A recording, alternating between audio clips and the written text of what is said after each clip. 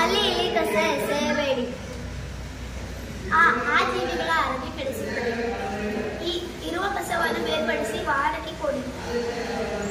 ಈ ರೀತಿ ಕಸ ವಿಲೇವಾರಿಯಲ್ಲಿ ಸಹಕರಿಸಿ. ಉತ್ತಮವಾದ ಪರಿಸರ ನಮ್ಮದಾಗಲಿ. ಊರಿನ ಸೌಂದರ್ಯ ಕಸಮುಕ್ತ ಪರಿಸರದಲ್ಲಿದೆ. ಋಣಾತ್ಮಕ ಪರಿಣಾಮ ಬೀರುವ ಪ್ಲಾಸ್ಟಿಕ್ ಬೇಡವೇ ಬೇಡ. ಎಲ್ಲೆಡೆಯ ಸ್ವಚ್ಛತೆ ಅರಿವನ್ನು ಮೂಡಿಸೋಣ. ಏರುತ್ತಿರುವ ಮಾಲಿನ್ಯ ತಡೆಯಲು ಕಸಕ್ಕೆ ಬೆಂಕಿ ಹಾಕಲಿಲ್ಲ. ಐಶ್ವರ್ಯಕ್ಕಿಂತ ಮಿಗಿಲು ಸ್ವಚ್ಛತೆ ಮತ್ತು ಆರೋಗ್ಯ. ಒಂದು ಹೆಜ್ಜೆ ಸ್ವಚ್ಛತೆಯ ಕಡೆಗೆ. ಓದು ಬರೋದಷ್ಟೇ ಸ್ವಚ್ಛತೆಯು ಮುಖ್ಯ. ಔಷಧಿಗಳಿಂದ ದೂರ ಇರಲು ಸ್ವಚ್ಛತೆ ಚಾಲಿ. ಅಂಗಡಿಗಳಲ್ಲಿ ಪ್ಲಾಸ್ಟಿಕ್ಗಳನ್ನು ಮಾರದಿರುವುದು. ಸ್ವಚ್ಛ ಸುಂದರ ಪರಿಸರ ನಿರ್ಮಾಣ ಮಾಡುವುದು. ಕಾಡು ಬೆಳೆಸಿ ನಾಡು ಉಳಿಸಿ. ಪರಿಸರ ಸಂರಕ್ಷಣೆ ನಮ್ಮೆಲ್ಲರ ಹೊಣೆ.